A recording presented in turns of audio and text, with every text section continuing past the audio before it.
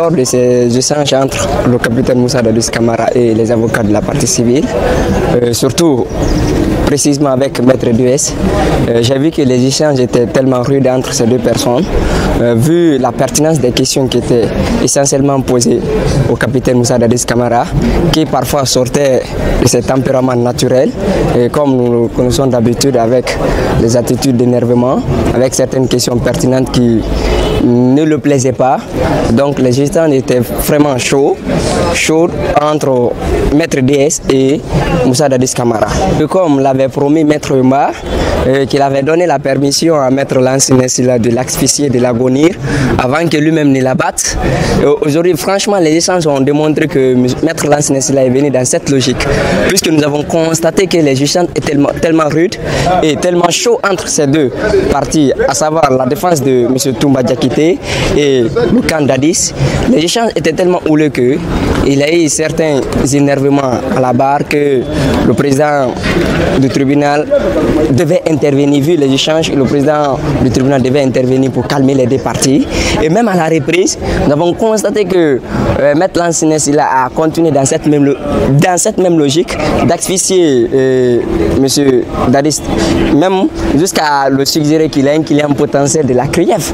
Donc ça veut dire réellement que Maître Lansine Silla est venu dans cette logique vraiment de l'agonir. De mon point de vue, vu le talent de Maître Yomba considéré comme étant le baobab, je pense que c'était juste une stratégie de sa part de mettre un peu de l'ambiance au niveau du procès et juste un moyen encore d'attirer l'attention sur sa personne et de mettre en garde encore les avocats de Moussa Dadis Camara. Sinon, je ne pense pas qu'il est en manque de questions, il est en carence, pas du tout, à mon simple avis quand même.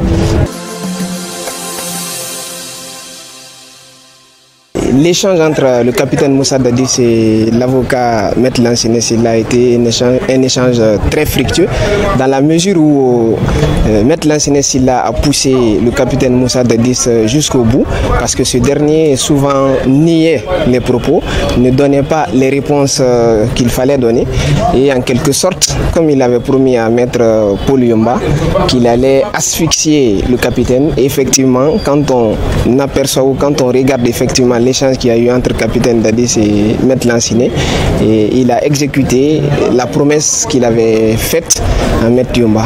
Effectivement, il a réussi à coincer le capitaine Dadis, sauf que le résultat attendu n'a pas été atteint dans la mesure où après que Maître Lansine Silla ait joué son rôle, il fallait que Maître Paul Yomba vienne terminer le boulot déjà commencé.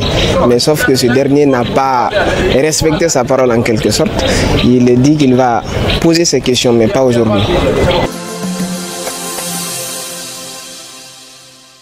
Pour le moment, je pense qu'avec les questions des avocats de la partie civile, ce qui m'a beaucoup plus impressionné, ce sont les questions posées par ces avocats-là dans la plus grande courtoisie.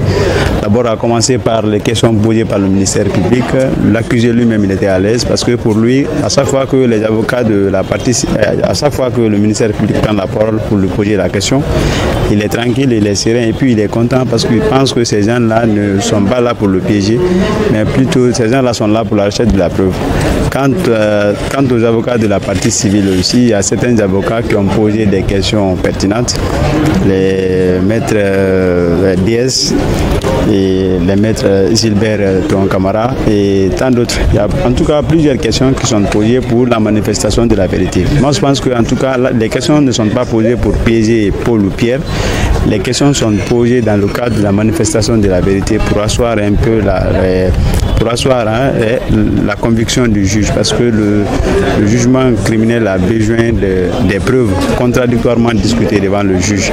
Et ce n'est qu'après ce principe du contradictoire-là que le juge va décider du bien fondé de toutes les prétentions portées devant lui.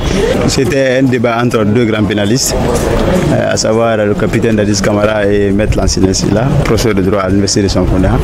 Bon, je pense que l'éléphant annoncé est venu avec un pied cassé.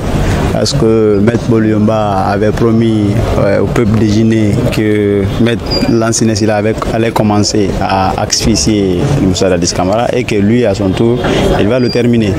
Aujourd'hui, on a remarqué plutôt que lorsque Maître Silla avait fini de poser ses questions, et Maître Silla a pratiquement posé toutes les questions que Maître Bolyomba devrait poser. Donc, c'est pourquoi il a demandé le renvoi de débat.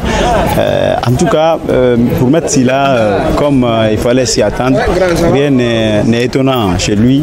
À chaque fois qu'il s'agit de poser des questions, il est toujours pertinent et percutant.